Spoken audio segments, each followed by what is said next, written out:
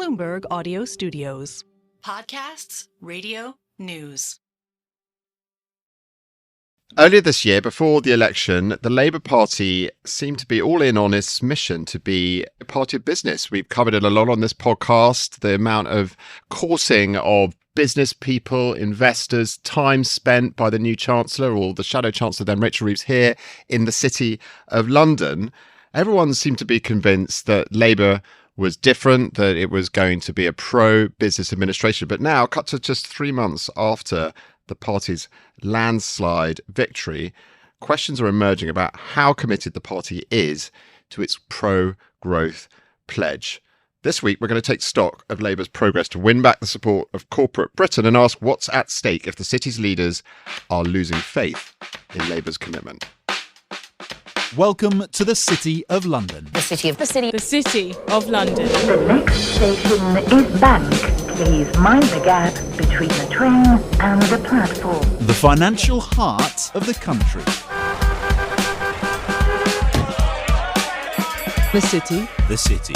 Welcome to In the City. Stand clear of the doors, please. Welcome to another episode of In the City. I'm David Merritt. I'm Allegra Stratton. And I'm Francine Lacqua.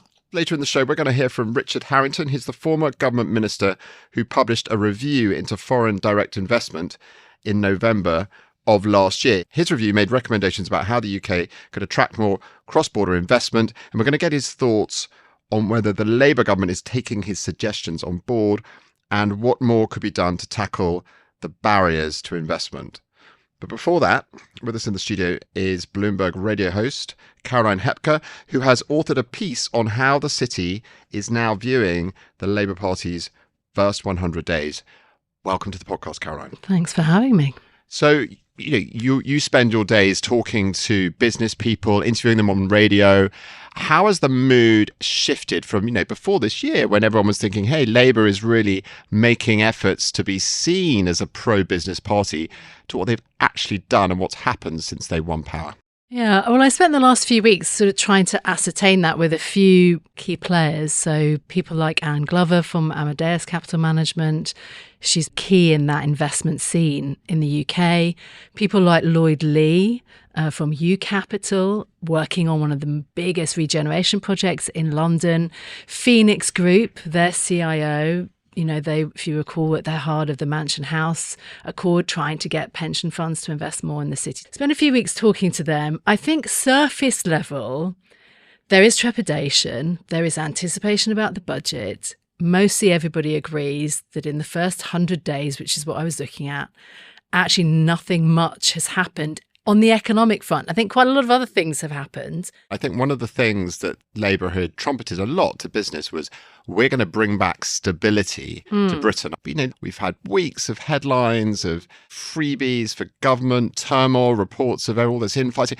Do business people feel frustrated by that ongoing sense of chaos? I think there was such huge desperation for some new direction in the UK after 14 years of increasingly erratic government that, yes, I think there was a huge moment of relief, the fact that Labour has this huge mandate and a 5-year term. I was talking about a 10-year term.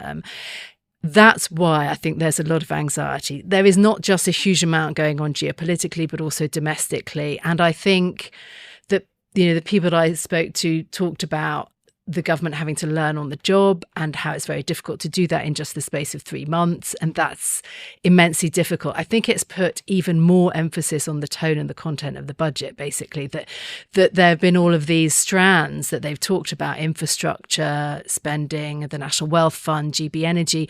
All that is a good down payment, but nothing's actually been done. That's kind of top level. I wonder when you speak to, Blackstone, BlackRock, Goldman Sachs, I'm not sure they're aware of who the chief of staff of Keir Starmer is. I mean, it's been 100 days, but I wonder whether it really impacts, someone saying, look, I want to put 100 million, I want to put 200 million in this country. I think they're probably waiting more for the budget to see the non-dom, to see the taxes, yes, and where they land on this. The issue, though, also is that the timing of the business summit has been mistimed, right? Everybody pretty much was in unanimity that the investment summit should come after the budget. And that's happening, just to be clear, that's happening next week, this big summit where the government is trying to pull in huge names from business all around the world to come and sort of celebrate Britain's open for business.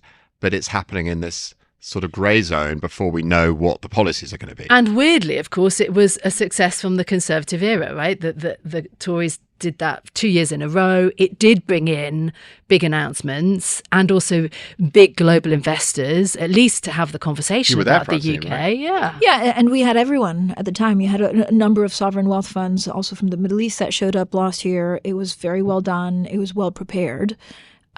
This year, when we speak to a lot of Wall Street titans, a lot of them can't be there because of boards. So they won't say it's because the budget is 2 weeks afterwards. But timing makes little sense if you're going to put a lot of money in this country. And we've sort of talked quite pessimistically about the UK. But the other weird dichotomy is that the numbers are not that bad and that there should be more kind of optimism. I mean, we understand what the issue for Britain is, right? Growth and the lack of investment. Nobody knows the exact recipe for how to boost economic growth in Britain, but we know that, what the various levers are. It is the difficulty. What do you do on day 101? In the first few days, their emphasis on planning reform was manna from heaven. That was what the city wanted to hear, wasn't it? And we should remember that they made a lot of kind of the right noises early on. But also they just need to make sure that they have growth, right? So I imagine that every lens they're looking at is like, okay, I can get 20 million, private equity carried interest. Does that lead, if you make that higher, does it lead to extra growth or does it lower growth? I don't really know the answer to that. Like what you were saying is that this budget is tricky because they need to show the world that they're open for business, get money in. But actually it's understanding what can be taxed and not hurting growth. Because at the end of the day, it's not they can get money in, but they really need to grow the GDP of this country. The thing that has emerged in the last week, 10 days, which I think they've let emerge because they realised that they were in a massive hole of kind of, you've been too pessimistic, which is this borrowing to invest. Yes. I don't know, but I suspect that was a kind of pull down from shelf, not in case of emergency, but in case everybody's grumpy and you need something to kind of shift the narrative. Yeah, and I think the people that I speak to, they are all saying we are standing ready, like Phoenix, we are standing ready to put the money in there, but we've got to understand the direction. I think there's even more emphasis on the budget and on getting that right. And also, I kind of just wonder when she does stand up, you were saying as the first female Chancellor in like 800 years in the UK, can she actually deliver tonally that shift? That we are open for business, that we're going for growth. She's got to come up with some great phrases, to galvanise the nation, right? Thanks so much, Caroline. Thanks. Now, as promised, Richard Harrington joins us. Lord Harrington is a former government minister who published a review into foreign direct investment in November of last year. We're happy to have him with us to check in on the recommendation he laid out nearly a year ago on whether the Labour government has taken any on board. Richard, welcome back to In the City. Thank you. It's a pleasure to be here. And of course, the review itself was launched here at Bloomberg. I felt very optimistic about it. Jeremy Hunt was very much behind it, and the then opposition, now the government, were. So although a year's gone by, Richard behind it? Well, the new government was behind it in opposition and very, very much in favour of it now. And we're expecting an announcement on the subject because it's all about stuff which a lot of people think is quite boring, because it's not the most glamorous sort of Sun headline stuff, but it's reorganising the government in a much more favourable modern way for inward investment. We've got the investment summit happening next week, and some people are saying, well, the timing of that's a bit strange. Everyone's really just waiting for the budget. There's a lot of nervousness about what sort of measures might be there in terms of wealth, capital gains, all these things. But what is your outlook for the investment summit? Are you saying we're going to actually get some substantive announcements ahead of it that are going to really attract investors? Well, first of all, everyone that's not involved in something is always slagging it off. I mean, it's normal in politics. But actually, I think it's a very good time to have the summit. Yes, there will be some tax questions and things like that because people are, waiting to see what the changes are. But decisions are not made on the day. This is not something where someone will arrive in the morning not thinking they're going to invest and leave in the afternoon and think, I'm going to invest now, or I'm not. It isn't that. So I think the fact it's before the budget is not relevant. But the government have, with a lot of effort, have put together a large group of very senior investment people from all over the world. I'm assuming so because these are the people that were there last year. They were the top people from banks, from multinationals, from sovereign wealth funds, etc. And it's a big showpiece for the country. So don't criticise them for the timing at all. I'm sure it will be a success because these things have the right kind of people in the room. But it's not a question of yes or no, because a lot of it just helps create the environment that we need. And I do feel an announcement on that day will be very important. Richard, towards investment. What is the environment that global investors need? So is it, again, on paper, cutting out the red tape so that if a Blackstone or a BlackRock wants to put £2 million somewhere, they can do it in 24 hours? Or is it actually just making sure that the new government that a lot of people are still getting to know are really pro-business? Well, the answer is both. That's a classic politician's answer, isn't it? But very briefly, the former. I found and we interviewed about 200 companies, sovereign wealth funds, pension funds, etc. in the course of the review. And if I just go through what the obstacles were, and then we can decide whether Investment Summit's going to help. First of all, lack of consistency in policy. Investors, be they sovereign wealth funds or indeed companies, they want stability of policy and a very reason to believe that a new government, hopefully there for 4 or 5 years, irrespective of what party they are, will bring some stability. But beyond that, we've got a series of obstacles which were, first of all, money. There were pots and challenges and funds all over the place. Companies get very frustrated by this. What they really want to know is, if the government's partnering up with me in any way, this is what we need. You've done all the due diligence. I've either got it or I haven't. Then there's a whole series of other obstacles, such as connections to the grid, planning, skills. There's a lot of things like visas, etc. So by having a new organisation, which has been rumoured to be called Invest UK, I don't know what it will be called, it doesn't really matter, bringing together all of the different groups in government that do this into one unit, I think would help a lot, providing it has the power and the power of the Prime Minister to make sure that whoever runs this as investment minister and the OFI behind it has real clout to give an offer to a company saying, yes, here's a site we've found with planning permission for you. It will be connected to the grid. If you want visas, you'll get them within 14 days because you're investing so much money. And we're going to actually have a skills academy near you because we know you'll need thousands of new engineers or whatever it is. But Richard, this doesn't sound revolutionary. I mean, it's just common sense. I'm not a revolutionary person. Well, thank you very much. It is common sense. I think the Investment Summit itself is a different matter.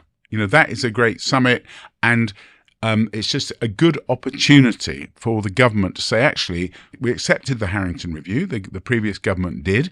It wasn't fully implemented because there was a general election. So to give you an example, Jeremy Hunt convened a government investment committee, which is all the main secretaries of states. The first meeting had to be cancelled because the election was called. But I hope they will say, yes, we accepted in opposition the review. We're now formally accepting it. And here's our plans. And that, for example, we're going to have a greatly enhanced Office for Investment, which will have, instead of reactive powers, that is, someone comes to us with a possible investment and we scurry around, we're going to spread through our trade commissioners all over the world. We're going to identify what sectors we want to entice people and companies to come here, what we're going to do to help them, and sort out all of these obstacles for them. Other countries do. Other countries do, but so what the UK is very good at is at least meeting, or number 10 is very good at meeting with a lot of these chief executives that want to invest. I would say people are still trying to get to know this government. They don't really 100% know what they stand for. It's been this long wait. And what we hear and what we've been talking to Caroline Hepker from Bloomberg Radio, she's interviewing investors, private equity companies. Everyone is really nervous. There was a lot of talk before the election. Rachel Reeves spent a lot of time in the city saying we are pro-business. Now there's been this long period for the budget, reading headlines about changes to capital gains, carried interest. What was this week was about a potential exit tax if you wanted to leave. All of this stuff is creating a lot of uncertainty and nerves. And people saying, do we really want to invest in Britain? So the government seem to be creating that uncertainty rather than dealing with it, aren't they? Well, yes, you're right. And the investment summit is a very good opportunity. They'll have the right people in the room and the right people listening externally to say very clear, and I'm sure in the Chancellor's speech, not that I've seen it, but I'm sure she'll be reassuring companies and prospective investors precisely to get over those hurdles. And it's time that from the investment point of view, the government control the narrative instead of allowing all these rumours to come out. Having said that, investors are nervous generally. The world's in a difficult position. I'm sure other countries, it's not that other countries are brilliant, If I had £5 for everyone that told me that they had Macron's mobile on speed dial because he'd given it to them at some investment conference. You've got his number on speed dial. Yeah, I don't actually. I'm a little bit disappointed but I course, don't. But the truth is, I'm being sarcastic about President Macron, but I'm sure he networks very well. But it's the delivery that matters. And delivery sounds boring, all this organisational stuff. But what has happened in the past, we've had very good investment ministers. Take Dominic Johnson, who had the job for the last government, who's a very talented salesman. That was his professional life as well. They raise expectations by doing a really good pitch, but the actual delivery behind it was disappointing. And that's why the government's really trying to get to grips with this. I mean, you can't be all things to all people. So what kind of investors would you want to attract? Is it sovereign wealth fund? Is it for, private public partnerships? Is it infrastructure? Like what is the industrial plan for this country? Well, the government, I hope, will also be announcing the third. So one string is the new National Wealth Fund. Right. The second is reorganising the investment part of government. And the third is industrial strategy. And I believe the government will be announcing the chairman of the Industrial Strategy Council, something which Greg Clark and I set up under Andy Haldane. I think it was in 2016. Unfortunately, for some reason, Boris decided to abandon it. But I'm sure they will bring this back. They're pledged to do it. And what that will do, because people think, industrial, that means it's sort of banging pots and pans and factories. But it's a business investment strategy. It's saying, look, we can't do everything, exactly as the point you made, because, we're too small, don't have the money. But what we can do is identify as a strategy where we think we've got a competitive advantage. For example, it might be in I don't know, wing manufacture for aircraft. We're good at that. What do we need to do to attract other companies in that field, suppliers for the supply chain and everything else? So it sets out a strategy for where we can succeed and with what resources we have got, what we're going to put into it. And then the machinery, which I hope will be the beefed up Office for Investment, which I hope will be announced, then provides the implementation of that. So I think the industrial strategy or government investment strategy, doesn't matter what it's called, is very important. I mean, just in general, Lord Harrington, I'm sensing a lot of optimism here that we are going to make progress with this government on a lot of the things that you put in your report that you have recommended, and a sense of continuity on the business environment. And that is, that's at odds with some of the nerves that we're hearing around the city. Like, what does the government need to do next week to really put to rest all of those concerns? Growth is the big thing for the government. It's the only way for the government to be able to invest, to spend the kind of money they want on public services. There's no secret there. They can't put up taxes much because they're very high. It's got to be growth. And a combination of Jonathan Reynolds, the business secretary, and Rachel Reeves, the chancellor, I've got a lot of time for both of them, makes me optimistic. But they have to reset the agenda. And just a press release saying how great we want growth, etc. Investors are sophisticated people. They overdid the doom mongering a bit, didn't they? They did. They've crushed a bit of confidence. I didn't approve of that, but it's exactly what the coalition did in 2010. It's blaming everything on your predecessor, isn't it? Like that. But the reality is now people are looking for more than just the superficial messaging. And if there are detailed plans for the wealth fund, for an industrial strategy, and for reorganising the whole investment area, then I think investors will really come back into this country. Richard, what about pensions? What would you do with pensions and pension reforms? I mean, there's an issue that not enough investors, retail investors, but even pensions take enough risk. I think what Jeremy Hunt started was a good thing in the Mansion House Compact. But in the end, the only way pension funds are going to invest here more of their money is by having tax breaks on investing in UK companies. And I think that's quite a legitimate tool for countries to do. Other countries do it. So it's slightly more carrot than stick in a way, is it? Yeah. Well, you can try the stick, but in the end, they look at the numbers, and if there's a big advantage for them for investing in UK companies, they won't do it out of philanthropy or charity because they've got the fiduciary duty to their beneficiaries, the people that have the pensions. So I would strongly incent them to do that. But I also think I have a bit of a plug for myself, but when I was pensions minister, we did the auto-enrolment scheme, which is bringing more money in. And I think if they increase the amount that employers have to put into that, and the employees have to put into that, that will have a lot more funds. But they do need more incentives to get them to invest in the UK. Talking about the climate, though, again, broadly, I mean, the bond market is starting to twitch a little bit about some of the messaging from the government. We've seen the spreads for UK debt widening over Europe, interest rates creeping up. That has all sorts of consequences. And of course, we've been here before when there were talks about big fiscal expansion under Liz Truss. I don't think anyone's predicting that sort of crash again. But do you think we should be a little bit nervous, or that the markets are starting to take note of things like the suggestion that Reeves will change the accounting rules so that she can borrow a lot more money? I think it may well frighten Rachel Reeves off from doing some more of the more radical things. 56 billion because pounds. Of fears of what happened with Kwasi Kwarteng. Right. And I'm sure she and her advisors were doing everything they can to calm the markets. But the reality is that a lot of stuff like investment in infrastructure is excluded. It's treated as capital expenditure. But a lot of things aren't. For example, housing, which is a very important part of growth. Money to housing associations is treated as basically it's a current expenditure. The asset side of it's not taken into consideration in public sector financing. So I don't think changing those rules. So that's sensible to change that. Yeah, and why didn't Rishi Sunak do it when he was Chancellor or was PM? Next time he's here, you'll have to ask him. I have no idea. That's a promise. Yeah. We will definitely ask him. You should. I don't know the answer to that question, seriously, but this has been mooted as part of the government's housing strategy, and I can't believe that will spook the markets, because really, quite clearly, real estate is an asset.